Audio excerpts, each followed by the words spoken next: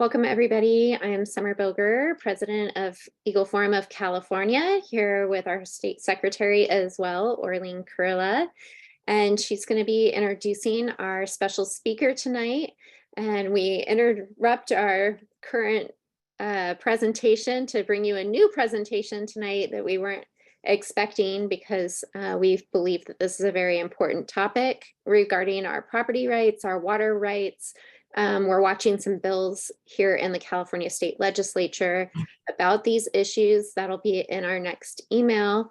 And we appreciate you all joining our webinar tonight. I hope that you find the information very valuable and potentially a little bit alarming, hopefully to just put a little fire under you to be involved and active in what goes on in our state and county governments. And so with that, I'm going to ask Orleen if she would please do the introductions this evening. Thank you. I'm very happy to do that.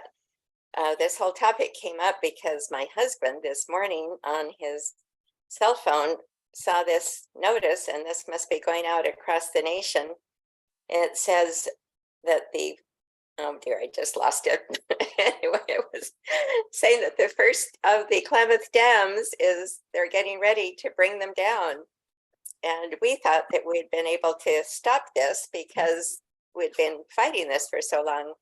This is how I first met Debbie Bacigalupi, and we had a big rally that was in Wairika at the fairgrounds. 800 people were there. It was like 15 years ago. I can't remember, but it was so wonderful to hear these people speak, and constitutional sheriffs that spoke. And they said, if you dare to bring down these dams, we're going to form a chain of people around the dams and stop you from doing this. But little by little, that has just kind of worn away, I guess. And so we thought this was such an urgent topic. If these dams go down, one of the greatest source of hydraulic energy will go down with them. And then they'll be causing such terrible silt to come flushing down the river and wipe out farmers and ranchers and all the way to the ocean. And it's not affecting just 3 dams in California, but also one in the Oregon, across the Oregon border. And I'm sure Richard will have all sorts of wonderful details about this for you. One of the reasons why I also am so interested in this, I wrote a book called California Water Crisis. Do you smell a fish?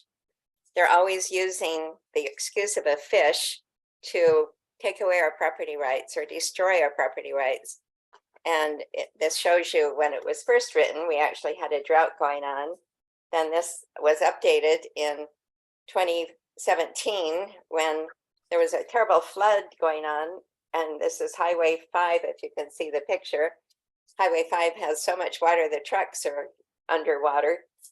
We just have then of course we went back to a drought again, and we recently had another huge amount of snowfall and rain, and yet in a few months we'll probably hear that we have a drought again, because they seem to make more headway when we have a drought. But it doesn't matter if it's flooding or a drought, they'll always declare a crisis. And they'll continue to promote this silly myth of climate change and global warming and how we need to get rid of carbon dioxide. Carbon dioxide is such a tiny, tiny little percentage in our whole atmosphere, but they've blown it so out of proportionment. People are just silly and fall for it. And even our science professors at our universities are teaching false science now. Anyway, Richard Marshall is a wonderful man that's going to tell us the truth. He's president of the Siskiyou County Water Users Association, former chairman of the Siskiyou County Republican Central Committee. He was in the investment real estate brokerage business in the Bay Area prior to moving to Siskiyou County, and he moved there in 2007. He has since become very active through the water users in the effort to save the Klamath hydraulic facilities. He graduated from UC Berkeley in 1964. Maybe that's when that university had some sensible teachers, but it's gotten worse and worse. But he's been a state of California, he has a state of California broker license since 1966. His experience, he is a right-of-way agent, state of California, chief right-of-way agent, city of Concord, business development agent, San Francisco Redevelopment Agency, consultant, Department of Energy, Reuse Manhattan Project, Oak Ridge.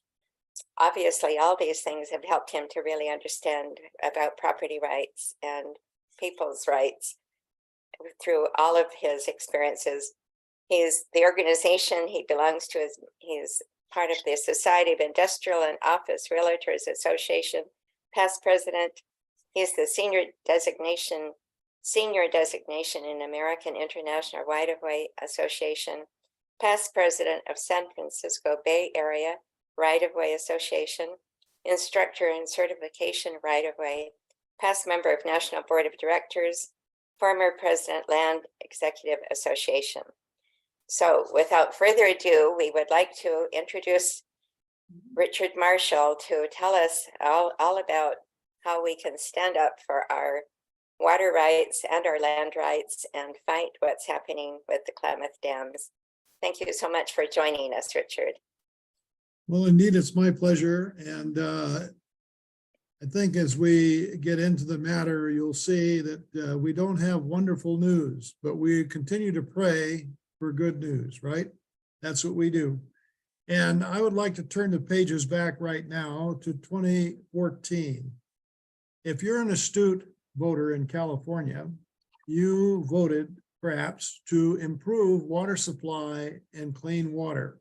That was a $14 billion project of many proportions that the state proffered. But if you look back a year earlier into 2012, 2 years earlier, you would see that in that same bill, which was taken off the voters ballot, it wasn't voted on, was Jerry Brown said, no, we're not going to do it. There's a drought going on. We're not going to talk about removing dams. And then in 2014, you never saw anything about dams. And remember, we're talking about the world's largest dam removal project. It's not an insignificant thing. We're talking about blowing up 4 dams more or less simultaneously and putting 14 million acre feet of water out to the sea with it doing no useful purpose other than to make the fish happy down below. And I say down below because the fish don't come up above in the Klamath Lake area, which is a warm, shallow lake. But you wouldn't know, for example, in 2014, when you made this astute vote, and I assume we're all readers of the propositions and we vote based upon what we learn, you never would have known that that money was, part of that money was going to be used to blow these dams up. And they didn't want you to know that. That's why it was written the way it was, because it was purposefully taken out. And that's why I mentioned the 2012 bond issue, which didn't go to actually to the voters.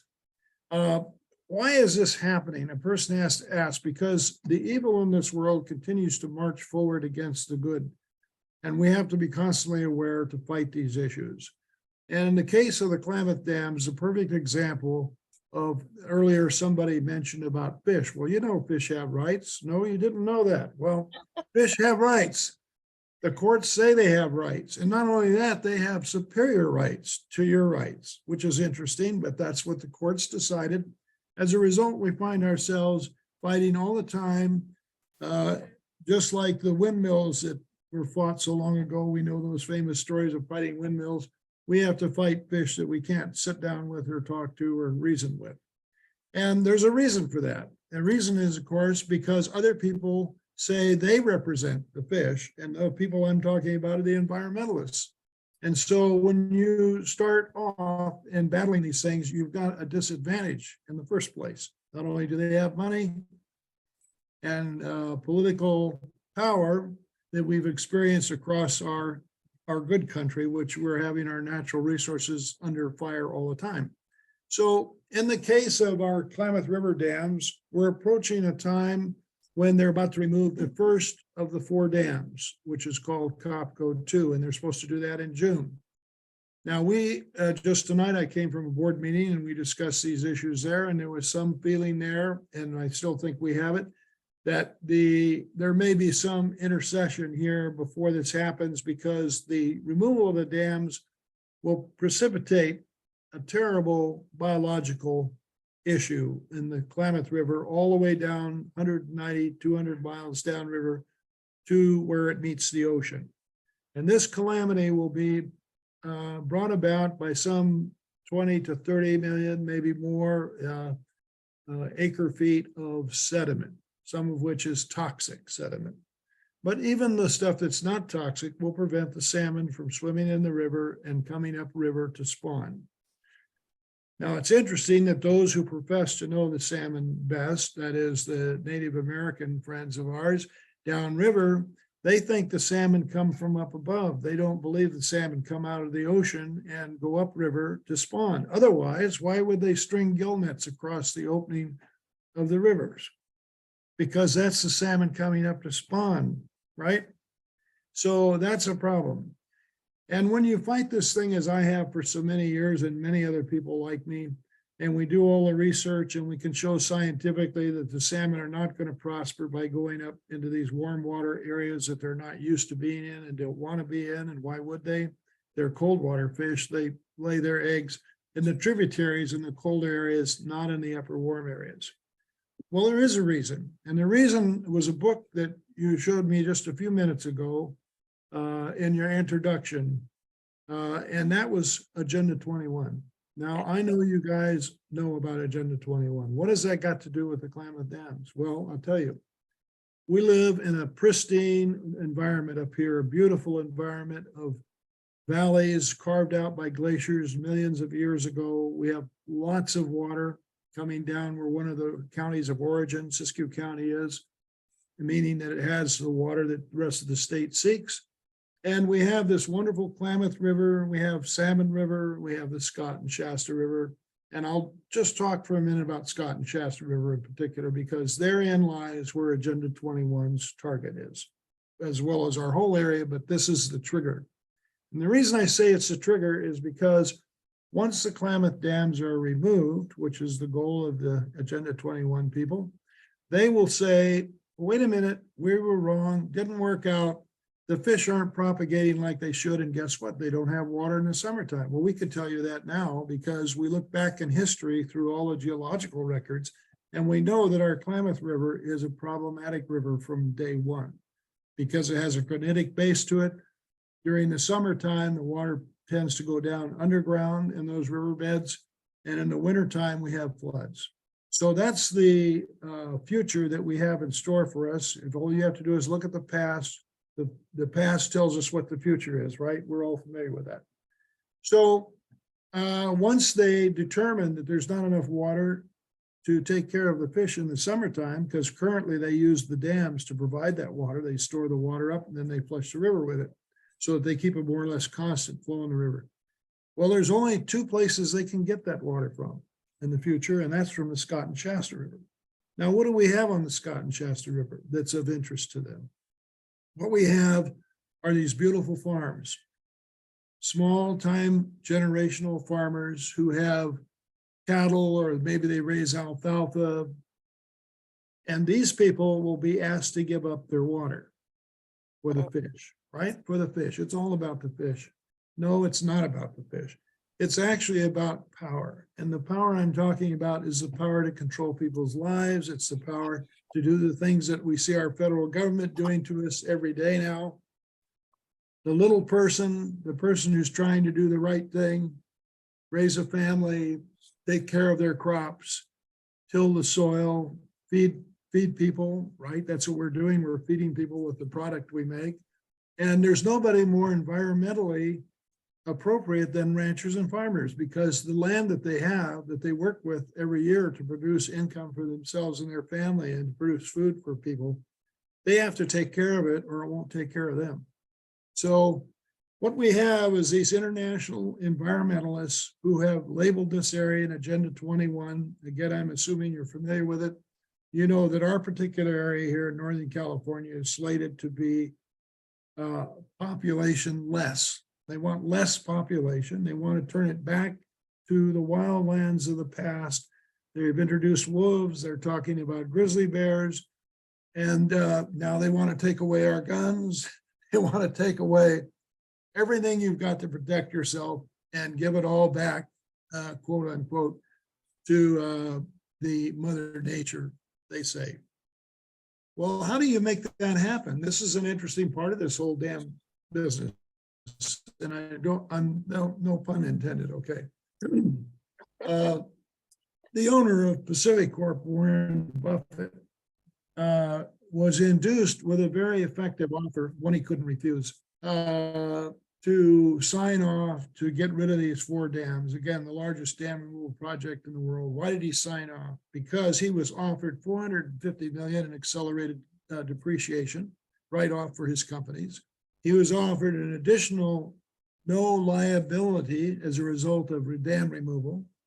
He was offered, in addition to that, that he wouldn't have to pay for anything, that all of this would be paid for by our friendly taxpayers and ratepayers.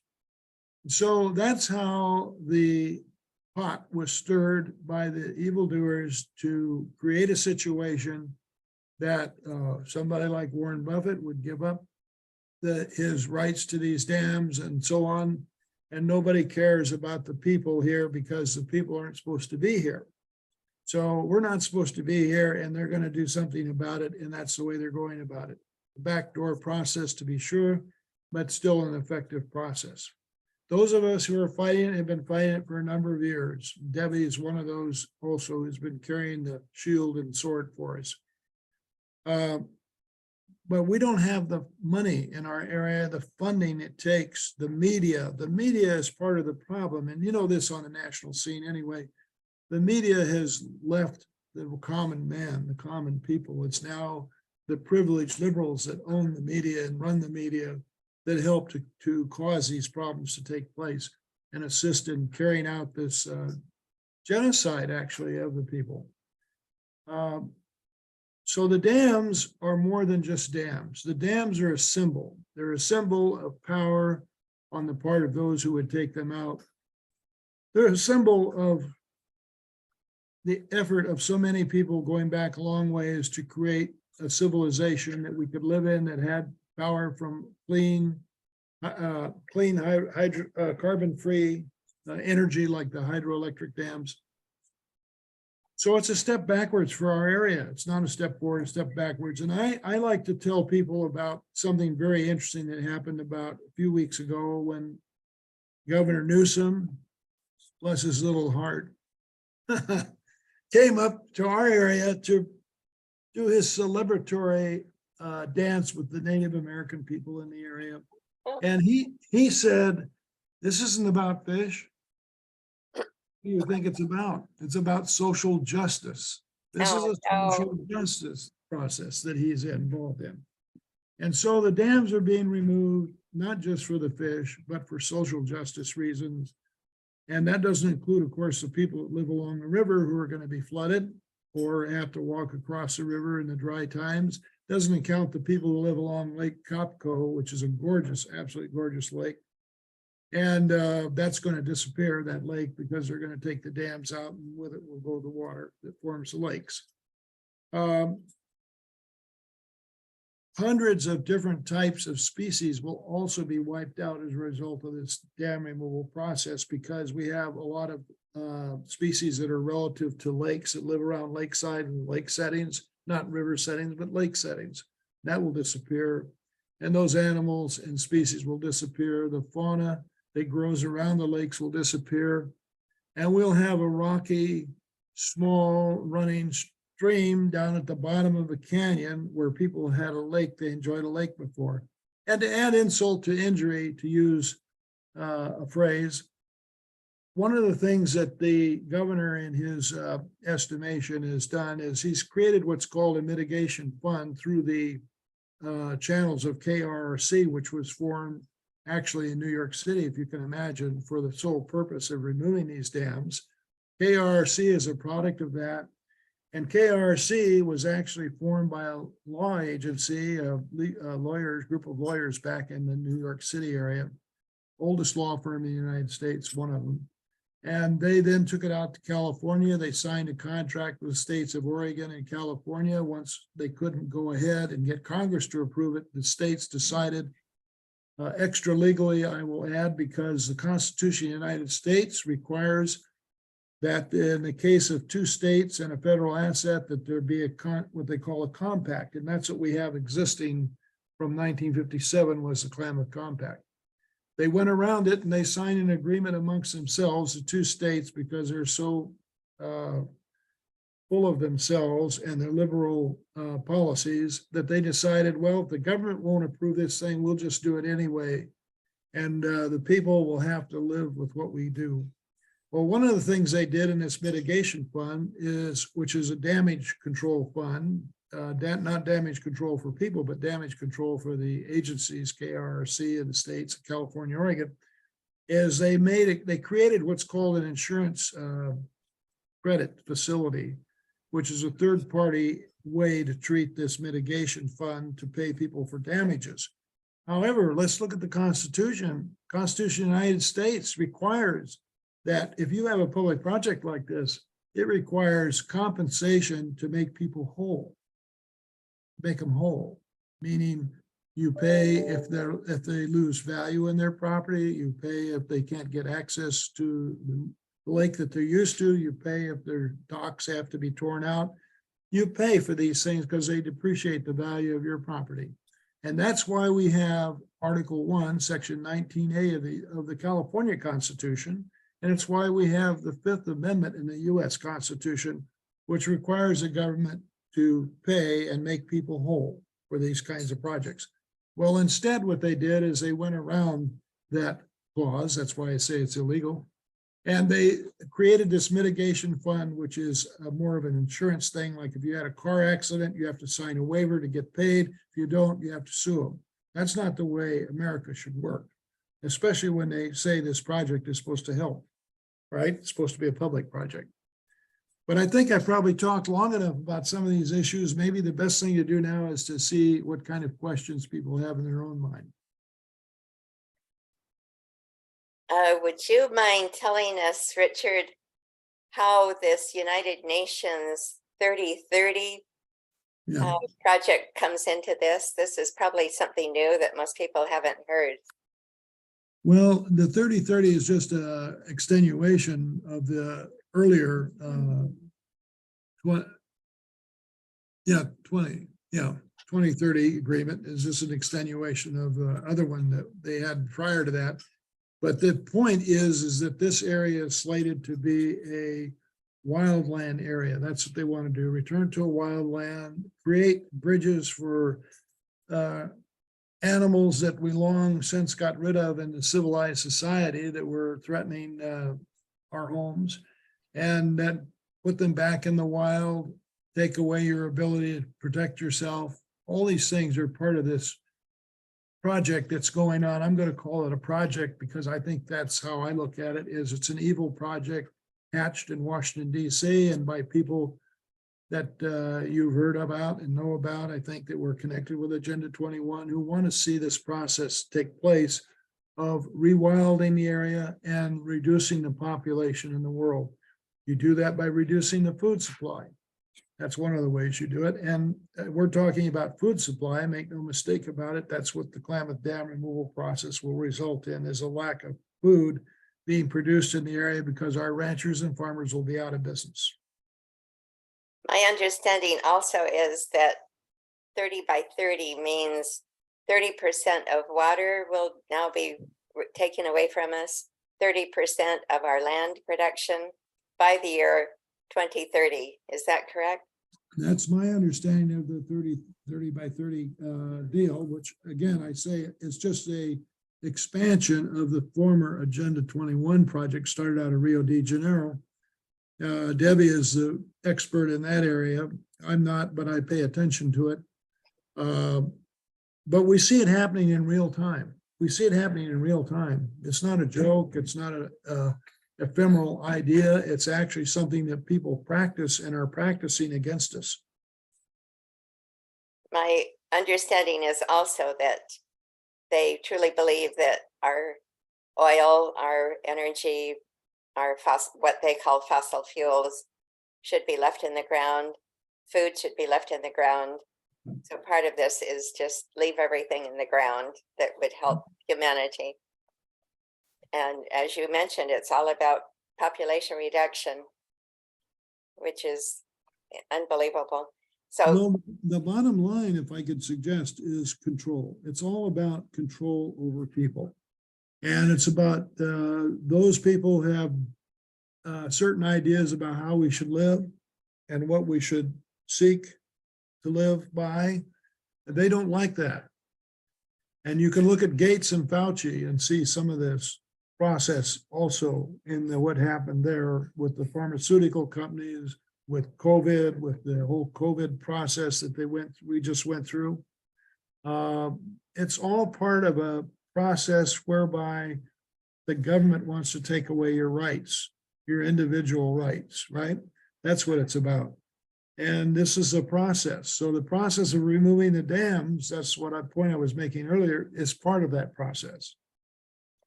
And I understand that you had a lawsuit recently trying to prevent this from happening. Could you tell us about that?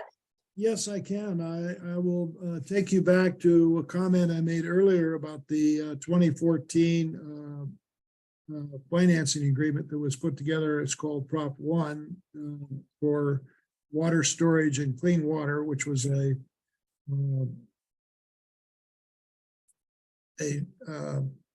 effort that was run by people who wanted to basically keep people in the dark, because that document said nothing about removing dams. So this is where we are today, is with this, and we filed a taxpayer lawsuit because of the lies that were told as part of Prop 1. We just went to court with that process last week, and unfortunately the judge dismissed our case, surprise, surprise. And during the course of the trial, it wasn't much of a trial, because the judge, you know how I think in my mind and your mind, the judge is supposed to be a sort of unofficial arbitrator between the two parties who have an argument in court, right? Supposed to not be part of it. They're supposed to be listening, and they call balls and strikes. Instead, we had a judge that was a pitcher, throwing the ball and throwing it specifically for the state, in this case, the state of California, who we had sued in the process. And the judge ran the equation so that the state was not speaking at all. Very few words during the trial by the state's attorney. All the words of effort were spoken by the judge, and the judge was very pernicious in her efforts to destroy our arguments. In fact, didn't listen to our arguments and decided to dissolve the case. So we never got past first base. We only got from home plate to halfway up to first base. Wow. So what can we possibly do to help you at this point? Can we have another big rally in Siskiyou County? Another big rally would be a wonderful thing to do, for sure. Prayers are very important, and prayers I know you guys are good at and can do, and we need all those prayers to help us move ahead. We're not done. We didn't throw in the towel. Today we spent 3 hours working on where do we do next? What do we go next? Because we know that this concept of the dams is against a civilization. It's against our principles, right? Removal of the dams does nothing for us. So we're still going to fight the issue, and we're hoping to convince our Congress people, which there's a place you could help us with, our Congress people, to realize that they need to stand up here, because their power is being usurped by the states. Oregon and California, both being liberal states, decided, as I said before, to go ahead once the federal government decided they didn't want to support the project. They decided to go ahead and do it anyway. And in doing so, they signed a compact, an agreement between themselves, but not including the federal government. Now, remember, the Wild and Scenic River, the Klamath, is a government asset. It's owned by the Department of Commerce. Department of Commerce has control of the waters of the Klamath. And so in that regard, I think that our congressmen have got to step up to the plate, particularly our conservative congressmen, because essentially the states are making decisions involving federal assets and federal property and avoiding the constitutional requirement under the compact clause of the Constitution that requires Congress to approve it. Congress won't approve it. They don't want to go to Congress, so they're going around Congress. So was this an agreement between the governor of California and the governor of Oregon? It was, in fact, it was originally between the two Browns, the Brown in Oregon and Brown in California. But of course, we have Newsom now, who plans on being president, by the way, if you didn't know that, that's his plan. And he's doing everything to accomplish that plan by finding all those little niches in society that he can reward the reparations. Maybe as part of that, there's other things like the quote, the fish of the Klamath River, they're going to produce more fish. They haven't talked to the fish about that, but that's what they're telling everybody else. So we'll see what happens with that. But in any case, this is what we're fighting. It's more than just about the dams. As I said before, it's about life. It's about the morality of the process to deconstruct our area as we know it. What more can I say about that? You told us to talk to our congressman. My Yes. congressman, Mike Thompson, is the one that actually wrote the bill to bring down the Klamath dams. Oh, yes, I know who you're talking about. Yes. And we had a huge protest in front of a restaurant where he was speaking. And as the people came into the restaurant, we were out there holding our signs about how Mike Thompson is not for the ranchers or the farmers. Mike Thompson wants to bring down the Klamath dams. We embarrassed him. He kind of went through in another entranceway to the restaurant, I understand, but it's so difficult to know what to do. We've, written letters to him. You at least have a nice congressman there, Doug LaMalfa. He's certainly on your side. Can he do anything with Congress? Can he? Yes. Should he? Yes. Will he? We're waiting to see. But he is just one lone congressman, right? Well, this is right, but he's not alone. Let's not forget Kevin McCarthy is his longtime buddy. They've known each other for a long time and worked together on many things. And we have control of Congress now, don't we? So at least the House. So I think the answer is, and I've been dealing with this issue pretty thoroughly the last few weeks to get some kind of an agreement to get a bill brought before Congress. And I mentioned earlier, we were talking about Congress needing to step up to raise up for its rights, because the two states are actually usurping the federal rights with regard to the river. And if they allow that to go on like this, all it's going to do is encourage other states who don't like the decisions being made or want to make their own decisions for their own reasons. They will move forward with those plans, and we'll have more destabilization in our government and in our country. I'd love to recap everything that we've kind of said this far, and then I have a suggestion. So what I heard you say is that the bill is already passed in the state legislature, and now within 2 weeks from today, they're going to start draining the Klamath Lake. Am I hearing you right on that? Well, that's a real broad point of view there. It's actually more detailed than that. The 2014 proposition bond issue was what I was talking about that was approved in 2014. They claimed the money for that, $400 million of that money, was to go to remove the dams, although it never said that in the language. There was nothing in the language about the dams. And the case that we talked about, the taxpayers' lawsuit, the state argued, and I think this is important for all of your people listening to spread the word. The state's argument before the judge essentially was, once you pass a bond issue, you no longer control the money. It doesn't matter what the bond issue is for. The state has the money, and they have what's called discretionary authority to spend it the way they want. So our argument is, well, if that's true, if that's the way the courts see it, then why have propositions at all? Why should the public even be involved in voting for bonds if they're not going to be used in the manner in which they were told were going to be used? Wow, that's really sad. It's more than sad. So here we are. Are they gonna start draining the lake Well, they're at gonna the start, beginning of June? they're gonna start by removing one dam, Copco 1, which is the smallest dam of 4 dams. And they're gonna remove that first. Then the rest of it, they start later in the year into 2024. They expect to start draining the water back and forth. First, they will fluctuate the water in order to raise the sediment off the bottoms of the reservoirs, and then start flushing, in effect, the reservoirs to get the sediment down. Then they will breach the dams. They'll breach 3 of them at the same time, the main ones, Iron Gate, Copco 1, and J.C. Boyle, which is in Oregon. And they'll do it in the winter time.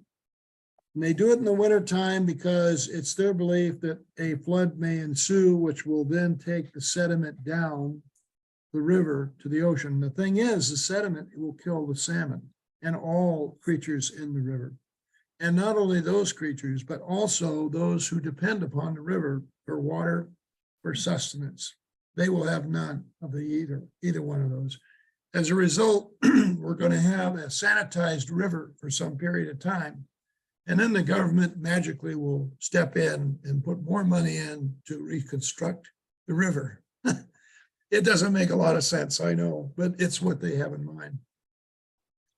Rich, it's Debbie. What is the strategy behind taking out Copco Lake first? Is that the most populated area? What is the strategy behind starting there first? Copco 1, they're starting with first because it's the smallest of the 4 dams. And I suspect it's a bit of an experiment, meaning that they want to start with the most controllable dam first, because they can see if their process of destruction of the dam works before they try the big ones, Iron Gate and Copco 1. Copco 1 is, of course, the largest dam, which was built in an area where there was actually a lava dike 135 feet high at one time, which the salmon never went past that point, certainly. So that's the theory behind it, is to start with an experimental test case, if you will, by removing Copco 1. 2, I mean Copco 2. My understanding too, Richard, is that they've been able to get the Native Americans on board with them by promising them this land. Is that right? Well, and that's only part of it. Arlene, that's just part of it, a small piece of it, actually. The money also speaks loudly downriver. And I had an argument with Chairman James, who's the head of the Yurok tribe, just recently. He and I were on the internet at the same time talking on a program. And he kept talking about the lake, the fish coming down. He said, once the dams are removed, the fish will come down. And I pointed out to him, I said, the fish don't come down, the fish go up. The fish go up, if they can, to spawn. And they spawn where the tributaries are, the cold water tributaries that come into the Klamath. They don't come out of the upper area where the warm, shallow waters are, because they're not a warm, shallow water fish. Not only that, the predator fish, which are now in the lakes like perch and bass and so on, will be released to descend upon the population of salmon below the dams, which hasn't had to deal with them before. And these other fish they're carnivorous fish, and they eat the eggs and the small fry of the salmon. So opening the floodgates, so to speak, here will create a sanitized river. Nobody knows how long, but I will turn to the words of an astute Secretary of Interior a number of years ago, Salazar, who started this process with Schwarzenegger. And he said in the Commonwealth Club at a address he gave there, that we won't know if this great experiment, mark those words, great experiment, if this is successful till 2060. So he felt it'd be about 40 years to find out if this is successful. That's horrible. What will happen to all the farmers and ranchers in the meantime? Till Well, 2060. I think I explained that process works like this. Oh, we made a mistake. The salmon aren't coming back. We're going to have to do something different because there's no water in the river in the summertime. What are we going to do? Well, we have the Scott and the Shasta rivers, which are our only main supplies of water for Siskiyou County for the ranchers and farmers. So once they take those waters, the farmers and ranchers' property will devalue, of course, because they'll no longer be able to raise their crops and cattle. And then the state will come in and offer to buy them for pennies on the dollar and turn them back to wildlands. And there's also something I understand called 50 by 50. Can you explain what that means? I'm going to turn that over to Debbie because Okay. she's the expert in those areas. Okay, Debbie, can you answer that for us? Well, 50 by 50 is 50% of all land under conservation by the year 2050. And it's not just before Biden's executive order in 2021, the 30 by 30, 30% more land, 30% more land under conservation by government agencies, the Nature Conservancy, Audubon, et cetera, by the year 2030. Before Biden came up with his executive order, our own governor the year before, Gavin Newsom, I can't remember the N number that his executive order is, 2275, something like that. I can't remember what it is. But Gavin Newsom had the 30 by 30, 30% land under conservation by the year 2030 before Gavin Newsom or before President Biden. So, but back in, I believe, I can't remember the date that it was, I believe it was under Schwarzenegger, we had 2785 AB, Assembly Bill 2785, which is the Wildlands Project here in California. That was the beginning of the 30 by 30. We already had it in the works. And then you have Gavin Newsom coming in with his executive order in the year 2020. By the way, the 30 by 30 plan is in the United Nations, that thick global biodiversity assessment report that was published in 1994. They had, I can't remember what page it is. It's like 972 or something like that. They were already talking about 30% more of United States land needs to be under conservation, meaning no human use, within 100 and 200 years. That means Agenda 21, the agenda for the 21st century. So we are just following the United Nations Global Biodiversity, and as Rich has mentioned many times, Agenda 21. So the government already owns the land it owns. This is above and beyond the 30% and the 50% is above and beyond what the government already owns. And the government is not supposed to own land, but for ports and post offices and a few other things. But so anyway, like Richard said earlier, this is a total attack on your private property rights. It is. It's absolutely amazing. So Debbie, can we get those wonderful constitutional sheriffs that said they were going to form an arm chain around the dam to prevent it from coming down back when we had that big rally and with 800 people, or are those people just not left anymore to stand up and surround that dam and not let it come down? Here's how I'll answer that. I don't think we have the people. I don't think the people have the guts. Look at the water users that which Rich is the president of. It is still the same number of members in the water users as when we first introduced this issue to you, Orlean. It is like, pulling teeth in order to get people involved, and we soon forget. So I don't think we're going to have a chain. And when you're faced with it too, I was thinking of that earlier when Rich was beginning, that it's so scary to face the consequences of a government that clearly has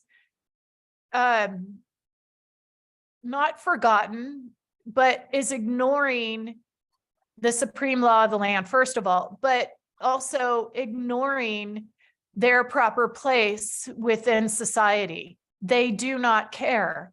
They will cheat, murder, and steal, and they do not care. So, yeah, I myself would be nervous to form that chain. We have a great sheriff here, but who said to all of us, and Rich was there when we asked him the question, you know, when they start destroying the dams, what are you going to do if we all are standing on the dams? And he's like, well, I'm not going to pull you guys off, meaning he's not going to stop us, but whether or not I don't know. And he's a good sheriff. So to answer your question, I think we're all too afraid to do the right thing these days. And I know I'm probably blanketing that. There are people who probably would be like, I'll be there with my gun. It's scarier when you're facing it, you know, head on than as a someday maybe thing, if that makes sense. I hope that makes sense. Yes, it does. And you're right. It makes such a difference. If we had Trump in the White House, or if we had anyone that we thought in the government that would be there to protect us, but that just does not seem to be the case anymore.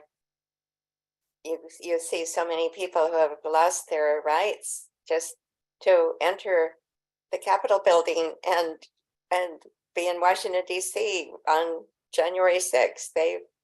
They're now in jail, in prison, and who knows how long. It's truly becoming more and more of a Nazi regime. And I'm hearing this from so many people who once lived in Nazi Germany, or people who came to the United States from China, having lived under communism. And they're seeing so many similarities between our country now and what they used to live under. So it is very scary. And we do need lots of prayer, like you said, Richard. And this is a very praying organization of Eagle Yes. Forum. I know. Yeah. Richard, can you recently met a whole host of fishermen. I think that's a fascinating, or guides, fisher guides. Can you share that story?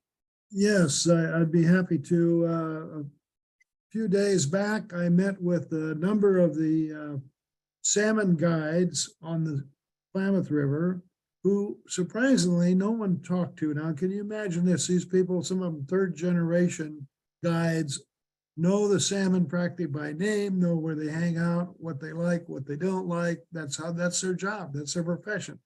Only they're being put out of business by this project because the river is being shut down because of the contamination that will take place with the sediment. And the fact of whether the fish return or not, they're pretty convinced the fish aren't going to return because the generations that go to sea will not be experiencing coming back up the Salmon River. So this group in particular says that removing these dams is the craziest thing they ever heard of, number one. Number two, it won't help the fish because the fish won't return. And number three, they're losing their livelihood and jobs, their occupation, and nobody's met with them from the state to say, we'd like to help you out. It's just amazing to me the way this has happened without people who really know the river being involved.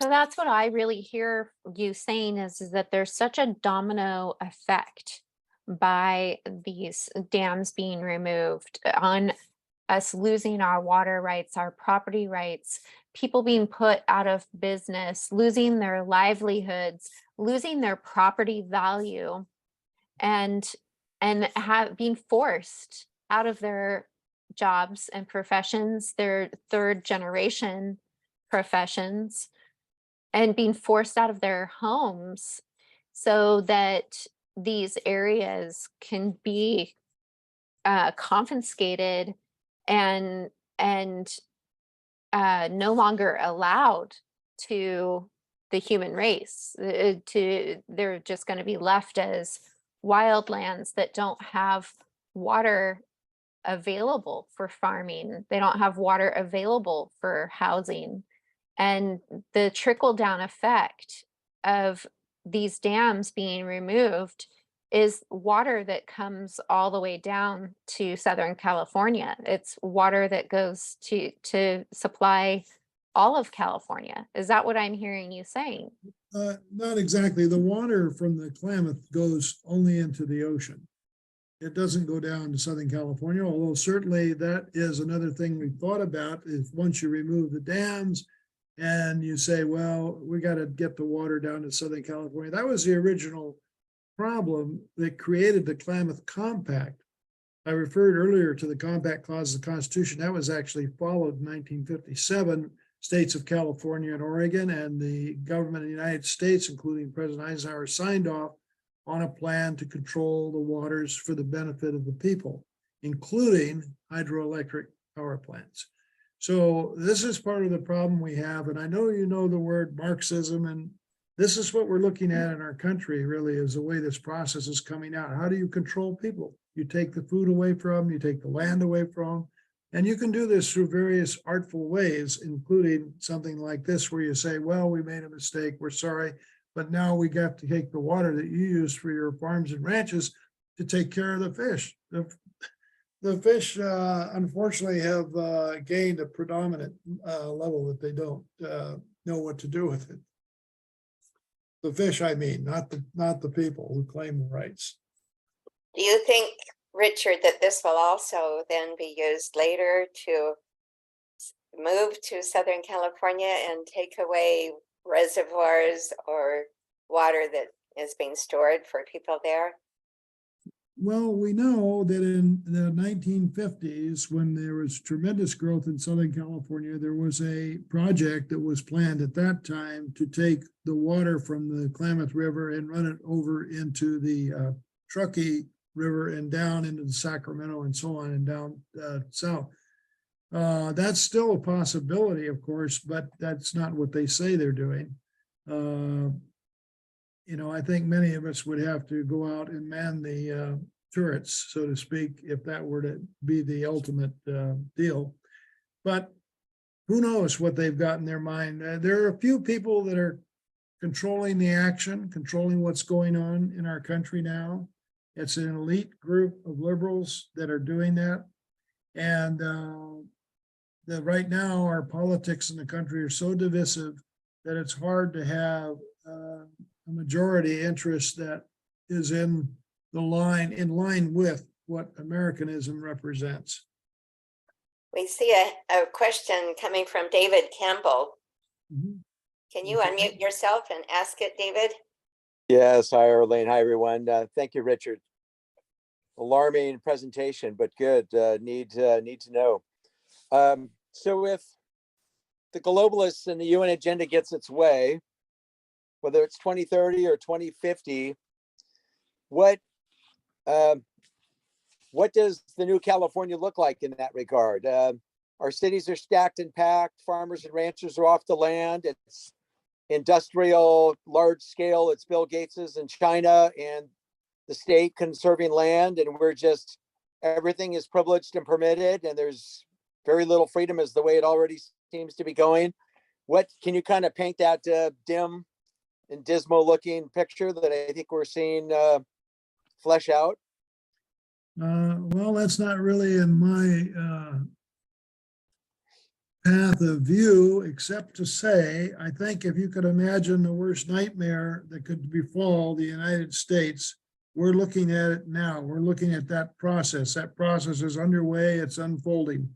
How much longer do we have that we can actually turn the clock back? That's what I would say. Not much longer. I think we're at that point where the population needs to wake up. And one of the ways it seems to me the current administration is conducting itself to make that more difficult is to let in immigrants by the millions coming in with no jobs, no prospect for jobs, no future. What are those people going to do in another 24 months when they realize that they can't survive on welfare anymore, or we don't have the ability to provide welfare anymore to people that come in that way illegally?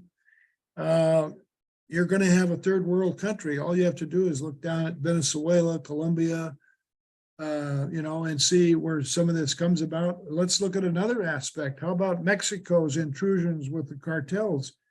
Or in our area, we have marijuana farms that are out of control in our area, run by people that come from Minnesota, the Hmong people in particular, who do that. But we also have elements of Russian and Chinese gangs right here in Siskiyou County. The sheriff has talked about this as severe, to the point where people are fighting for turf and shooting each other up here in our area and taking water illegally. We have some ranchers who bowed to this process, loading up trucks with water because of the money was easy and driving this water over to run the farms, these marijuana farms. And so that's what we're dealing with now. And the sheriff, we have, I think, 6 or 7 sheriffs in a county, one of the largest counties in California. He can't handle it. He doesn't have a budget to deal with these kinds of things. So it's running rampant right now. Wow. And would you say that by contacting Congress about this issue and that they actually need to be approving this project, would it be too big of a stretch to say that this is a national emergency? I don't think so, because I alluded earlier to the fact that this is a process. The dams are not in and of themselves anything but a step in the process. And so we have an obligation, and so do our Congress people have an obligation, to make sure that the public is aware of these problems and to do something about it now while they can. I'd like to add that Siskiyou County once was the 5th wealthiest county in California. And California has been the 5th, 6th, 7th, depending on who's in control and what year, has been the either 5th or 6th or 7th largest economy in the world. So how do you, to Rich's point about this is, it's like, it's what is that called? Incrementalism. How do you take the 5th wealthiest county in the 5th wealthiest state in the world? How do you become then dirt poor like our county is? How do you destroy, and they've done it by taking away our natural resources, by controlling, and whether it was the spotted owl or dredge mining, and now it's going to be, the big one is going to be water. They've introduced wolves in our area. We're certainly going to have massive wildfires as more and more water is controlled, consolidated, and driven down these diversions and riverbeds and creek beds to the ocean. I mean, we are looking at a summer of catastrophe in years to come. And it's just amazing and shocking to me. How do you take the 5th wealthiest county in the 5th largest economy and make it dirt poor? Wow.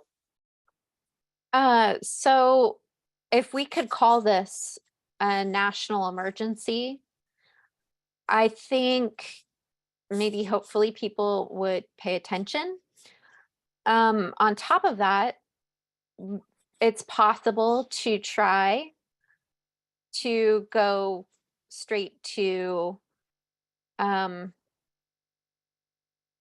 Supreme Court with this as a national emergency, similar to what the Brunson case has recently done. And only, a very, very small percentage, under 1% of cases like that are ever heard. But I think it would create the public outcry and awareness that is needed. And there's always that small percent chance that it would actually be heard. And I think that maybe that is a direction at this point. What else do you do? I think that that's a valid thing to maybe look into. And where are you saying that you have been fighting this battle the most, at the county level? Yeah, mostly at the county level, but we've reached out, regionally, and we've certainly given plenty of information to our Congress people that represent us, and our, before that, our assembly people in California. And it's a very difficult thing to get the attention of, and it's particular to our area, I think, in some ways, because our area, although it's very large, it's not very populated. There are only about 50,000 people, something like that, in Siskiyou County. And of those people, you have maybe 15 to 20,000 that actually vote. So we're not a big voting block. We're not a money block, because they took away our funds at one time, Riches County, as Debbie mentioned. We've lost all these different forms of natural resources. But I think the place to go that you can have the most influence the quickest is through Congress, and get Congress to recognize that setting this as a model, that is, the Klamath Dam is being decided to be removed by 2 states when it's actually a federal project, federal area, is something that Congress should be standing up against, because it's against the Constitution of the United States to do this the way they're doing it. Well, tell me, Then maybe I you know, get to the Supreme Court through that process, but just taking it to the Supreme Court, really. I know that it was a federal bill that Mike Thompson had created to bring down the dams. And I guess that never really went anywhere, or if it did, it didn't seem to have its success. So it was after that that Jerry Brown and Governor Brown of Oregon got together to come up with their plan. And that's kind of their plan that we're now following to bring down these dams. Is that right? That's correct. Mhm. So you've gone through this lawsuit, and the appellate, could you take it to the appellate court now, Richard, and then take it to the Supreme Court? The problem is, it's easier said than done. Getting to the Supreme Court is not an easy matter. And are we going to appeal this latest decision that we have against the taxpayers? We're thinking about, that's part of the reason our meeting tonight, before I got on this call, I was meeting with our board to try to decide what the next step is. But it hurts so much, as you know, to see your own justice system against the average public citizen who's trying to get something done. I mean, it's really, our systems have been seized in these processes by the liberal elements of society, both through the media and then controlling the Supreme Court. Our Congress, we just barely have a majority, in which that shouldn't have happened. We should have had a lot more people in there than we do. Turning back the clock is a lot harder than turning the clock forward. Mhm. It sure is. Well, how can we follow what's going on? Is there a website or Yes. Mhm. an email list or something that people can join to follow what's going on? Yes, I'm glad you asked. The website we have is www.Siskiyou County Water Users Organization. Waterusers.org, I mean. Water users. Yeah, Can it's you at the repeat that? At the bottom of my bio. So Siskiyou.org or Siskiyoucounty.org. .org. Siskiyou County Water Users Association.org. Yeah. Okay, water users. Okay. Well, we're going to send a copy of this recorded hour and 15 minutes, and maybe we can have another 15 minutes, but we're going to send it to our National Eagle Forum and let them get the word out about this, because this is really urgent. And as you know, everything that happens in California usually is followed by other states. And you said this is the largest accumulation of dams in our nation, right? That's correct. In the world, actually. It's not just our nation, but the entire world. This is the largest dam removal project. ever attempted. And if it succeeds here, you can see dams going down across our nation. Right. It's really, I totally agree with you, Summer. I think this should be called a national emergency. Absolutely. Oh, hi, Orlean, it's Susan. Hi. Hi, Susan. I was looking up some of the bills today and I came across HR 4447, the Clean Economy Jobs and Innovation Act. And inside that bill, it was voted to take the dams out. And what year was that? It was 2020. Wow. Yeah, I was really shocked to see that. Now, and- that was a rider, actually. It was a Yeah. rider to an existing Attachment, bill. yeah. Right, right. Yeah, and so I went through who voted, I think about 3 Republicans from eastern states voted. for it. So, yeah, I did find that, but I wanted to add a positive note. You know, we all pray and we know we have a God that hears us. And we know that if we get on our knees and we lift this up to him every single day, he's going to hear.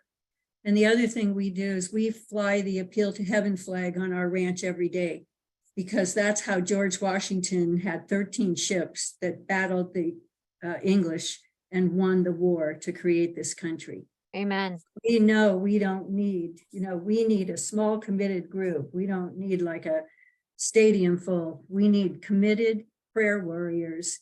And if we commit to do that every day, you know, God will hear us. That's really Amen. true. Thank Well, you. you have Susan. a very good woman there beside you. Thank you. Thank you. She's a dynamo too. We thought we would bring her and Debbie on together later to speak about what they've been doing to get the message out as well. And Susan, I think what you said is so important, because as we know, the United States could never have won the Revolutionary War without God interceding. There were so many times when the poor little colonial army was just ready to be taken over by the British, and suddenly a fog would come or a terrible storm would come, and they crossed the river and the British tried to cross it and the river rose up so high they couldn't cross it. Maybe we can just pray for maybe a lightning storm to hit whoever tries to take down the dams or something happening. I think the Lord can really intercede and miracles can happen. So we need to pray for that. And Summer came up with a brilliant idea. We were trying to pray maybe at 8 o'clock every morning to try to stop the horrible, wacky legislation in our state.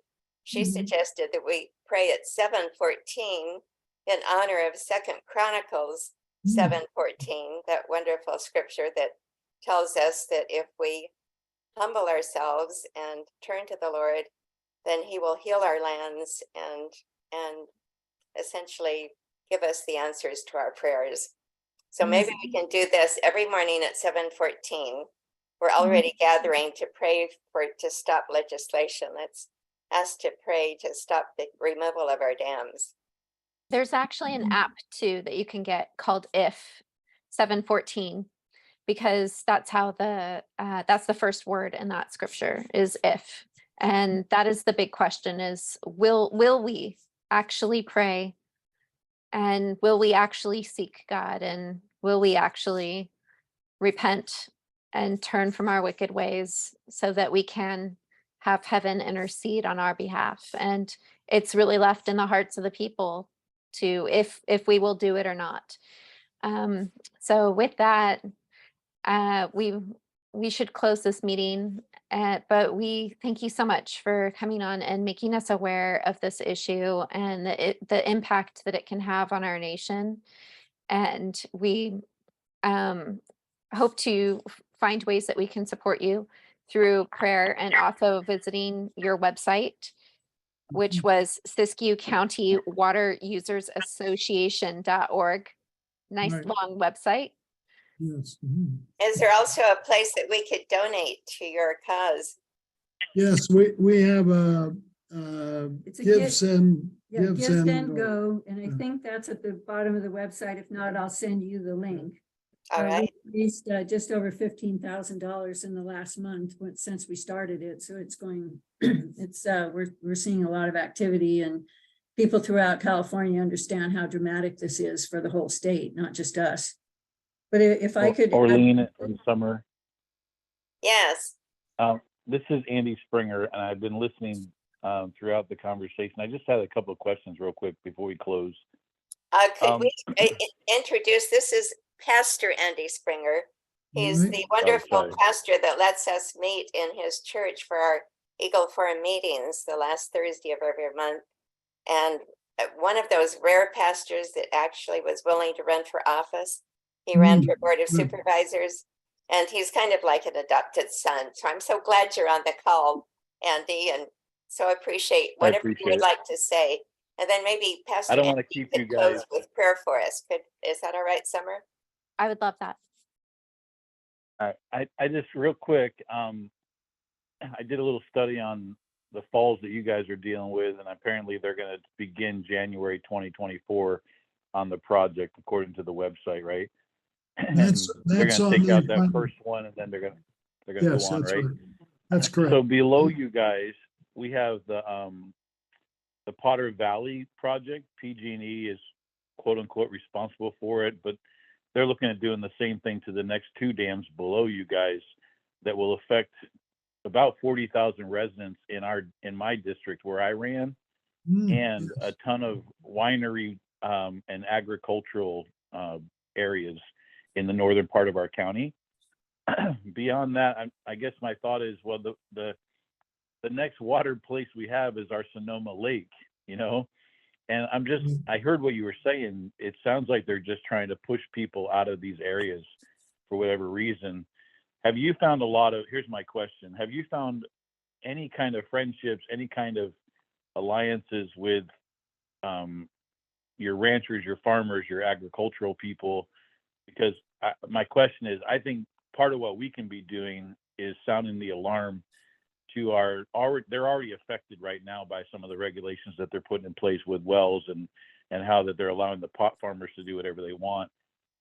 But I guess my thought was, have you had any success with the agricultural area or the Farm Bureau, anybody like that up in your area, to get them to participate, to make a voice, to whatever?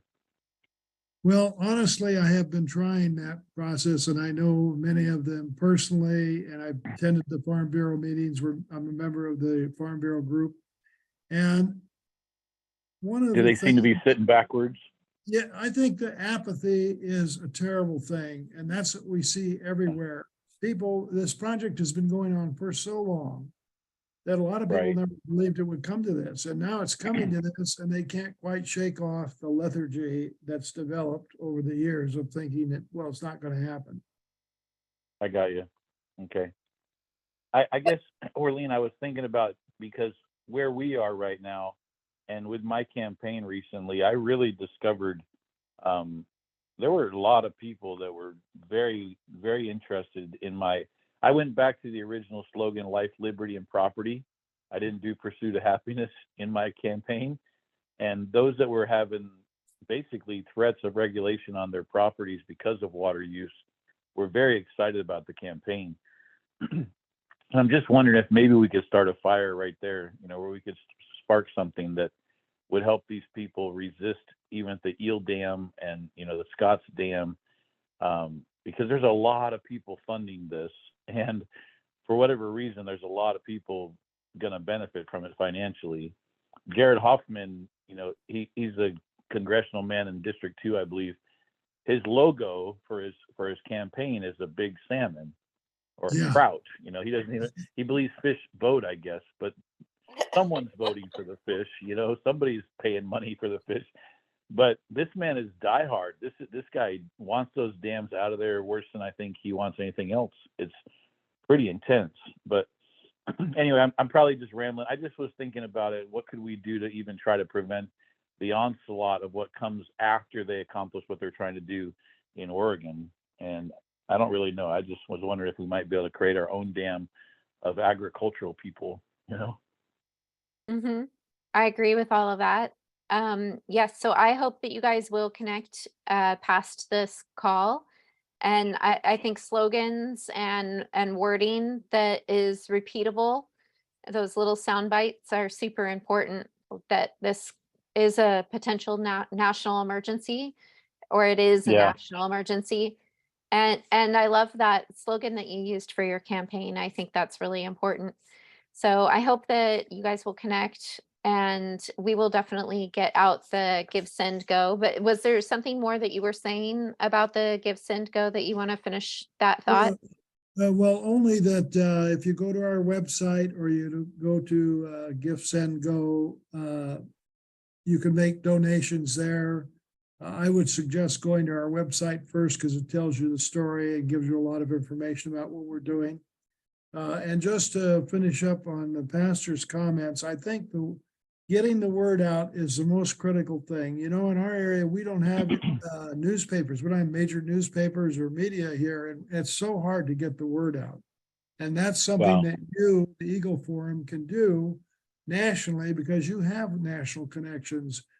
And I would suggest you call this an emergency. You let people know, look, this is happening. This is real.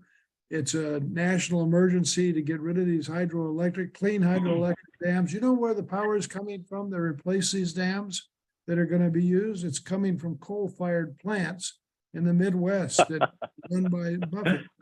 Tell me That's what's great. good about that. These people Well- don't make sense, sir. They don't Or make they're pretending it's coming from solar and wind.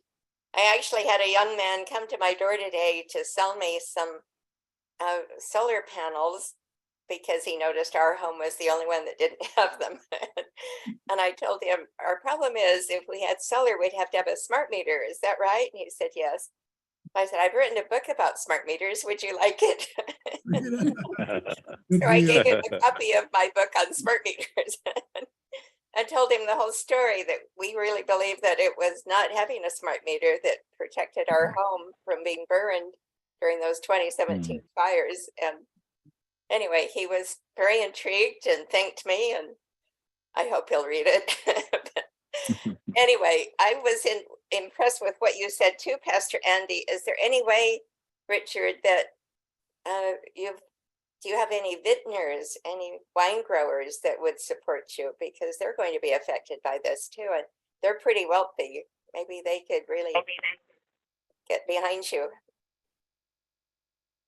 Not really in our county. We're primarily alfalfa and orchard grass hay. We're one of the largest alfalfa producers in the state, is my understanding. And a lot of our alfalfa goes down to feed the dairy cattle down in Southern California. But if That's this another starts effect in on your us. area, it will eventually affect wine growers in our state, don't you think?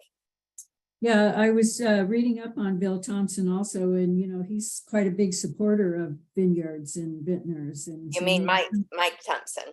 Oh, Mike Thompson. Yeah, Yes. maybe somebody can attack him on that one. He gets a lot of support from them. I'm not sure if he's their friend, but he Maybe definitely you should gets a let lot them of know support. he voted for to take the dams out. That's right. Exactly. Yes, Yeah, ma'am. I agree. I think there's two things that I think is important to remember is one, that to look at bills more closely, like Prop 1 back in 2014, where the destruction of these dams, the people voted for overwhelmingly. It says, on the top of page 7 in Prop 1, remove fish barriers. We know that a fish barrier is a dam. So one is to really look at bills and codes and regulations with a fine-tooth comb and connect the dots of the big plan of Agenda 21. It's easy once you connect the dots, it's easy to see how all these bills and codes and regulations add up to Agenda 21, land grabs, loss of property rights, et cetera, et cetera. But the other thing to remember, I believe, or in my opinion, is that your taxpayer dollars, no matter how little or no matter how much, are going to support the largest dam destruction project in worldwide history. It's kind of like environmental social governance, which Susan awakened me up to, and we hope to do a presentation on, that there are good people who have served this country, that their teachers and even public officials and veterans who have served this country, and now their retirement funds are going towards the destruction of our private property rights. the same way that our taxes are being used to destroy our water rights and our water facilities here in California. So even though it's happening here in Siskiyou County and in Southern Oregon, this does affect us all in the pocket, no matter how little or how much. But also the false lies and science that's behind this. This dam destruction project, if it goes through, will be used as a pet project for decades to come in the 21st century. And we're not just talking California, we're talking throughout the nation. And also Susan informed me today when I spoke to her that there are actually 11 states that have come up with their own legislation against ESG. Could you tell us more about that? Because that's Yeah, really important there- too. 22 attorney generals who put forward a letter to have all of their state pension funds, municipal funds, any government funds, to remove ESG from their investment policy, from their investment managers.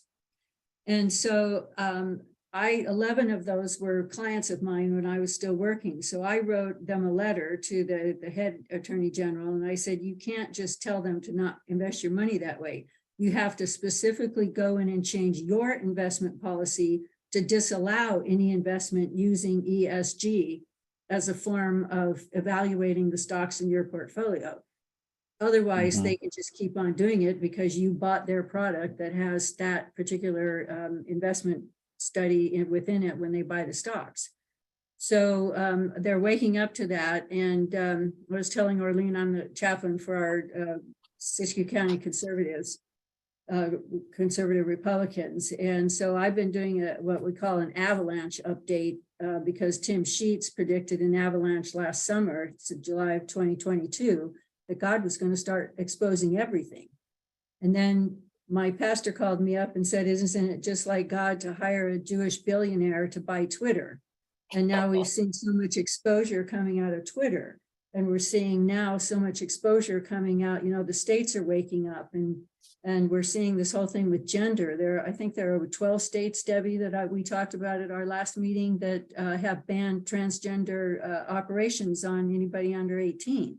So the states are waking up. So in my mind, that's a positive thing. So I'm trying to look for the positives of how our government is going to take back control.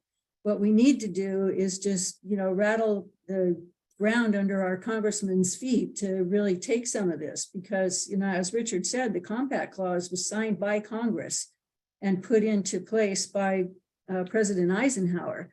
But another thing I read was SCOTUS is going to take up what's called the Chevron defense. That's a 40-year-old ruling where if Congress just left something silent and didn't make a decision, they were going to allow the government agencies to do their own interpretation.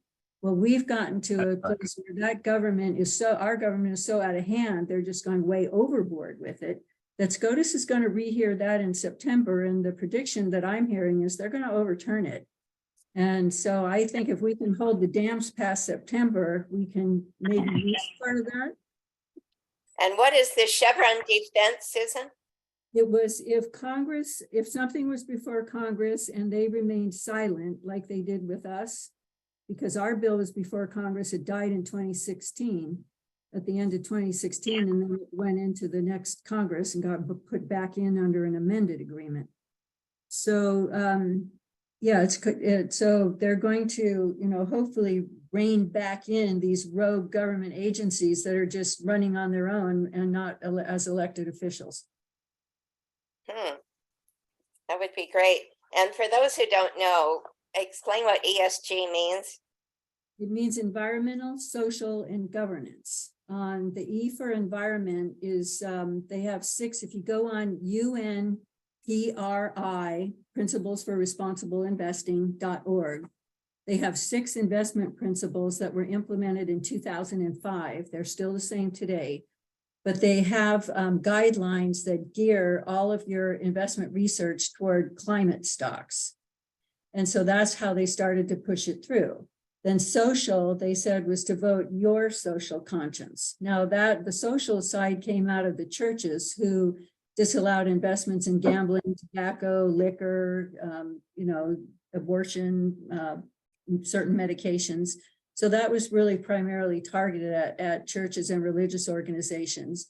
But now the UN has moved it into a broader spectrum where, like, let's say I was a global investment manager and I was super liberal and I decided that, something that was completely off base, I could just enforce that into my thinking when I was evaluating that stock.